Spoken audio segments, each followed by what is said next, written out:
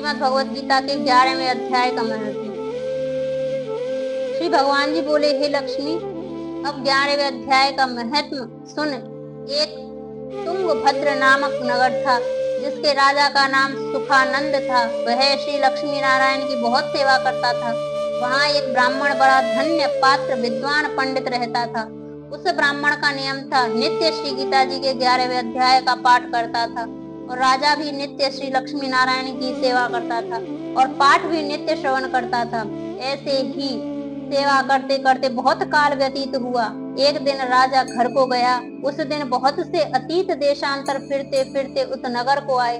अतीतों ने राजा से कोई जगह मांगी। राजा ने बड़ी हवेली खुलवा दी। यहाँ अतीत उतरे। राजा ने सीधा दिया रसोई कर।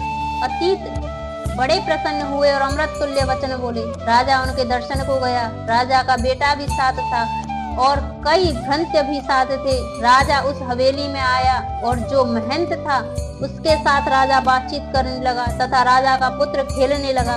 वहाँ एक प्रेत रहता था। उस प्रेत ने राजा के पुत्र को मारा। चाकरों ने राजा को खबर करी। राजा यद्यपि सेवा करता व कथा श्रवण करता था, परंतु पुत्र के मोहवश राजा के मन में दुर्बुद्धि आ गई। राजा बोला, हे संत जी, आपका दर्शन हमको बहुत फला है।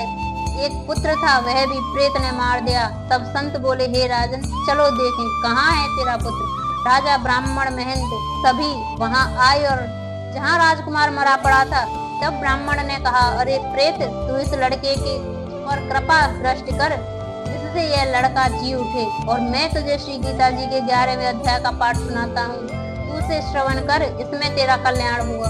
अब तू अपने पिछले जन्म की बात कहे। तब प्रेत बोला, मैं पूर्व जन्म में ब्राह्मण था। इस ग्राम के बाहर हल जोतता था। एक दुर्लभ विप्र आया तो इस खेत में गिर पड़ा। उसके शरीर से रुधिर निकला।